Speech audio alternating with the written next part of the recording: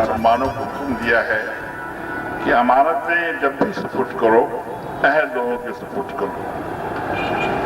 یہ صریح حکم ہے اللہ تعالیٰ کا، پھر یہ بھی بتا دیا ہے اللہ تعالیٰ نے کہ ایسے لوگوں کو آپ کیسے پرکھیں گے، کس معیار پر پرکھیں گے۔ ان اکرمکم عند اللہ اتقاکم، کہ اللہ کے نزدیک سب سے زیادہ مکرم اور محترم وہ لوگ ہیں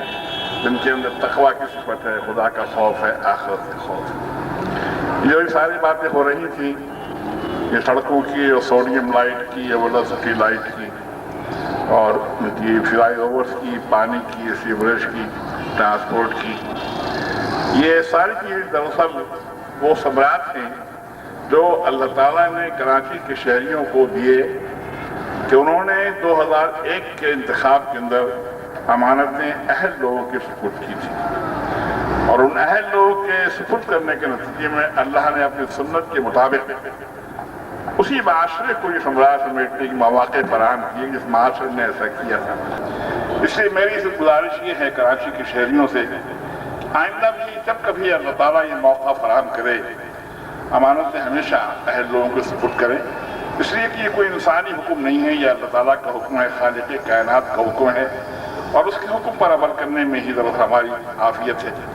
اللہ تعالیٰ کی یہ بھی سنت ہے کہ جو قومیں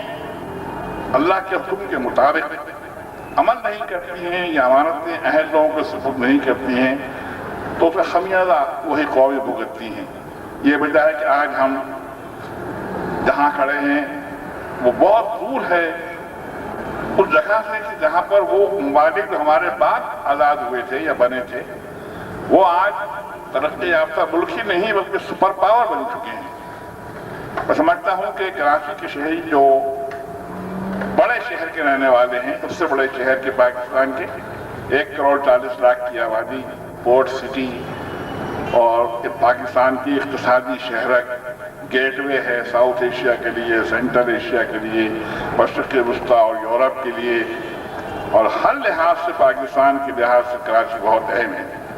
کراچی کے اندر اگر امن و امان ہوتا ہے تو پورے پاکستان میں امن و امان ہوتا ہے۔ کراچی میں اگر ترقی ہوتی ہے، ترقیاتی کام ہوتے ہیں تو پورے پاکستان میں ترقیاتی کام ہوتے ہیں۔ لوگ کہتے ہیں کہ کراچی جو ہے وہ منی پاکستان ہے، میں بھی کراچی کو منی پاکستان کہا کرتا تھا، لیکن اب میرا ذہن بدلا ہے اور میں یہ کہتا ہوں کہ کراچی منی پاکستان نہیں ہے بلکہ پاکستان ہے، اور کراچی کو پاکستان سمجھتے ہوئے ہی اس کے ساتھ وہ رویہ رکھنا چاہیے جو اس کا حق ہے۔